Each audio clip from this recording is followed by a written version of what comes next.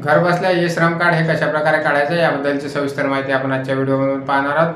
तर नमस्कार मित्रांनो, मी आहे सोपान ढवाले आणि आपण पाहतात सरकारी कॉर्नर यूट्यूब चॅनल। मित्रांनो, चॅनलवरती जर आपण नवीन आला असाल तर चॅनलला आता सबस्क्राईब करा आणि पुढे असणाऱ्या बेल आयकॉनवरती क्लिक करून ऑल नोटिफिकेशन अलाउ करून घ्या। त्यामुळे पुढे येणारे असेच नवनवीन व्हिडिओ आपल्याला सर्वात अगोदर पाहायला मिळतील। तर त्यासाठी सर्वप्रथम आपल्याला ishram.gov.in या वेबसाईटवरती यायचं आहे। या वेबसाईटवरती आल्याच्या नंतर आपण या ठिकाणी पाहू शकता रजिस्टर ऑन ई-श्रम यावरती आपण आपलं रजिस्ट्रेशन करायचं आहे ई-श्रम कार्ड काढण्याकरता। तर त्यानंतर आपल्याला या ठिकाणी आपला जो आधारला लिंक असलेला मोबाईल क्रमांक आहे तो मोबाईल क्रमांक या ठिकाणी द्यायचा आहे आणि त्यानंतर या ठिकाणी जो कॅप्चर कोड दाखवण्यात आलेला आहे तो जसाच्या तसा या ठिकाणी एंटर करून घ्यायचा आहे आणि या ठिकाणी जे दोन चेकबॉक्स दिसत आहे यस और नोचा, तर दोन्ही ठिकाणी आपल्याला नो वरती क्लिक करायचं आहे आणि त्यानंतर सेंड ओटीपी करून जो आपला आधारला लिंक असलेला मोबाईल असेल त्यावरती ओटीपी सेंड करून घ्यायचा आहे। त्यानंतर आलेला ओटीपी आपल्याला या ठिकाणी एंटर करून घ्यायचा आहे 2 मिनिटाच्या आतमध्ये। आपल्याला आलेला ओटीपी आपण या ठिकाणी टाकून घेतलेला आहे। त्यानंतर पुन्हा एकदा या ठिकाणी जो कॅप्चर कोड दाखवण्यात आलेला आहे तो जशाच्या तसा आपल्याला या ठिकाणी टाकून घ्यायचा आहे आणि सबमिट या बटनावरती क्लिक करून पुढे जायचं आहे। त्यानंतर जो अर्जदार असेल त्या अर्जदाराचा आधार कार्ड आपल्याला या ठिकाणी टाकून घ्यायचं आहे। पहिले 4 डिजिट या बॉक्समध्ये टाकायचे आहेत, त्यानंतर दुसरे 4 डिजिट या बॉक्समध्ये आणि शेवटचे 4 डिजिट या बॉक्समध्ये। त्यानंतर पुन्हा एकदा या ठिकाणी जो कॅप्चर कोड दाखवण्यात आलेला आहे तो जसाच्या तसा या ठिकाणी एंटर करायचा आहे आणि या चेक बॉक्सवरती क्लिक करून सबमिट या बटनावरती क्लिक करायचं आहे। आपल्या मोबाईल क्रमांकावरती एक ओटीपी पुन्हा एकदा पाठवण्यात येईल, तो ओटीपी आपल्याला या ठिकाणी टाकून घ्यायचा आहे। त्यानंतर पुन्हा एकदा या ठिकाणी जो कॅप्चर कोड दाखवण्यात आलेला आहे तो टाकून घ्यायचा आहे आणि व्हॅलिडेट या बटनावरती क्लिक करून पुढे जायचं आहे। त्यानंतर या ठिकाणी आपल्याला कंटिन्यू टू अदर डिटेल्स या बटनावरती क्लिक करून आपले अदर जे डिटेल्स असतील ते आपल्याला या ठिकाणी द्यायचे आहेत। आपला ईमेल आयडी या ठिकाणी आपण असेल तर टाकू शकता, नाही टाकला तरी काही हरकत नाही। त्यानंतर मॅरिटल स्टेटस आपलं लग्न झालेलं आहे की नाही, तर आपल्याला असेल तर मॅरिड करायचं आहे, विधवा आहात, डिव्होर्सेड आहात, जे असेल ते आपल्याला यामधनं सिलेक्ट करून घ्यायचं आहे। त्यानंतर आपल्या आईचं नाव या ठिकाणी टाकून घ्यायचं आहे आणि त्यानंतर वडिलांचं नाव आपल्याला या ठिकाणी टाकायचं आहे। हजबंड असतील तर हजबंडचं नाव या ठिकाणी टाकायचं आहे आणि सोशल कॅटेगरी आपली या ठिकाणी SC असाल, ST असाल, OBC असाल, जे असाल ते यामधनं आपल्याला सिलेक्ट करून घ्यायचं आहे आणि त्यानंतर आपला ब्लड ग्रुप जर माहिती असेल तर आपण सिलेक्ट करू शकता, नाही केलं तरी काही हरकत नाही। त्यानंतर आपल्याला जो नॉमिनी ठेवायचा आपल्या घरातील व्यक्ती त्या नॉमिनीचे डिटेल्स या ठिकाणी द्यायचे आहेत। नॉमिनीचे संपूर्ण नाव या ठिकाणी टाकून घ्यायचं आहे। नॉमिनीचे डेट ऑफ बर्थ या कॅलेंडर मधून आपल्याला सिलेक्ट करून घ्यायचे आहे आणि त्यानंतर नॉमिनीचे जेंडर आपल्याला पुरुष आहेत स्त्री आहेत ते आपल्याला या ठिकाणावरून सिलेक्ट करून घ्यायचं आहे। त्यानंतर नॉमिनी सोबत तुमचं रिलेशन काय आहे ते या ठिकाणी टाकून घ्यायचं आहे आणि त्यानंतर नॉमिनीचा जो ऍड्रेस आहे तो ऍड्रेस आपण या ठिकाणी टाकून घ्यायचा आहे।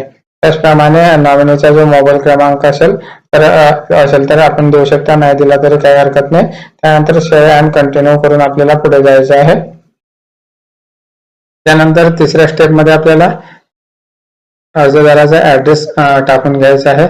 तर सर्वप्रथम आपल्याला या लिस्ट मधनं आपला राज्य सिलेक्ट करून घ्यायचं आहे। त्यानंतर आपला जो जिल्हा असेल म्हणजेच जिल्हा या ठिकाणावर निवडून घ्यायचा आहे। त्यानंतर आपल्याला या ठिकाणी आपण रुरल एरिया मधील आहात की अर्बन मधील, तर आपण या ठिकाणी रुरल येतोय म्हणून रुरल वरती क्लिक करायचं आहे आणि त्यानंतर पहिल्या लाईन मध्ये आपल्याला आपल्या बिल्डिंगचं नाव किंवा बिल्डिंगचं नाव आणि गावाचं नाव टाकायचं आहे। दुसऱ्या लाईन मध्ये आपल्याला आपलं जे नगर असेल किंवा वार्ड क्रमांक असेल तो या ठिकाणी टाकून घ्यायचा आहे। त्यानंतर पुन्हा एकदा या ठिकाणी जे आपलं राज्य असेल ते राज्य या लिस्ट मधनं सिलेक्ट करून घ्यायचं आहे। त्याचप्रमाणे आपला जिल्हा म्हणजे डिस्ट्रिक्ट आपल्याला या लिस्ट मधनं सिलेक्ट करून घ्यायचा आहे। खाली आपल्याला सब डिस्ट्रिक्ट म्हणजे जो आपला तालुका असेल तो या लिस्ट मधनं निवडून घ्यायचा आहे आणि त्यानंतर आपला पिनकोड या ठिकाणी टाकून घ्यायचा आहे। त्यानंतर या ठिकाणी पुन्हा एकदा परमनंट ऍड्रेस आपल्याला टाकून घ्यायचा आहे। ऍड्रेस वरती किती दिवसापासून राहतात तर ते आपल्याला या ठिकाणी सिलेक्ट करून घ्यायचं आहे आणि पुन्हा एकदा आपला जो ऍड्रेस असेल तो या ठिकाणी पुन्हा एकदा टाकून घ्यायचा आहे। त्यानंतर सेव्ह अँड कंटिन्यू करून आपल्याला पुढील स्टेपकडे जायचं आहे। त्यानंतर आपल्याला अर्जदाराचं क्वालिफिकेशन जे आहे ते या ठिकाणी या ठिकाणावरून आपल्याला निवडून घ्यायचं आहे. अर्जदाराचं जे क्वालिफिकेशन असेल ते या ठिकाणावरून आपल्याला सिलेक्ट करून घ्यायचे आहे. नंतर मंथली स्लॅब, अर्जदार किती कमावतोय ते आपल्याला या ठिकाणी सिलेक्ट करून घ्यायचं आहे. 10,000च्या कमी असेल तर बिलो 10,000, त्यानंतर जे असेल ते आपण यामधनं सिलेक्ट करू शकता. आणि त्यानंतर आपल्याला शेअर अँड कंटिन्यू करून पुढे जायचं आहे. त्यानंतर अर्जदाराचा व्यवसाय आपल्याला या ठिकाणी सिलेक्ट करून घ्यायचा आहे. प्रायमरी ऑक्युपेशन मध्ये जायचं आहे. अर्जदार जे काम करते ते काम आपल्याला या ठिकाणी टाकून घ्यायचं आहे. टेलर्स हे सिलेक्ट करून घेतलेलं आहे. ज्या प्रकारचा वर्कर असेल वर्कर देखील आपण या ठिकाणी टाकू शकता. त्यानंतर वर्किंग एक्सपिरियन्स किती आहे, तर आपल्याला 4 वर्षाचा, आपल्या केसमध्ये 4 वर्षाचा एक्सपिरियन्स आहे म्हणून 4 निवडून घेतोय. त्यानंतर आपल्याला हे अँड कंटिन्यू करून पुढे जाऊन आपल्याला अर्जदाराचे जे बँकेचे डिटेल असतील ते आपल्याला या ठिकाणी द्यायचे आहेत.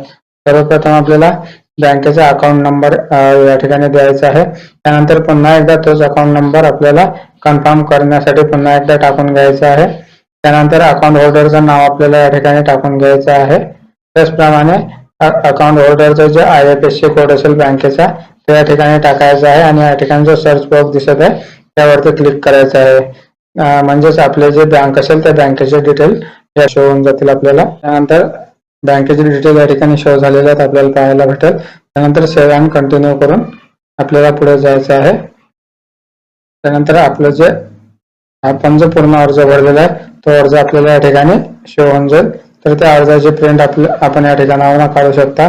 अर्जाची प्रिंट काढण्यासाठी आपण या ठिकाणी जे प्रिंट बटन दिसत आहे त्यावरती क्लिक करून या अर्जाची प्रिंट आपण घेऊ शकता. त्यानंतर आपल्याला खाली स्क्रोल डाऊन करायचं आहे. मला हे सर्व नियम आणि अटी मान्य आहेत. या चेकबॉक्स वरती क्लिक करायचं आहे आणि त्यानंतर सबमिट, आपला फॉर्म जो आहे तो सबमिट करायचा आहे. तर या ठिकाणी आपण पाहू शकता आपलं जे ई-श्रम कार्ड आहे या ठिकाणी डाउनलोड शो होईल. ते आपल्याला या ठिकाणावरून डाउनलोड करून घ्यायचं आहे. डाउनलोड करण्यासाठी डाउनलोड UN कार्ड यावरती आपल्याला क्लिक करायचं आहे आणि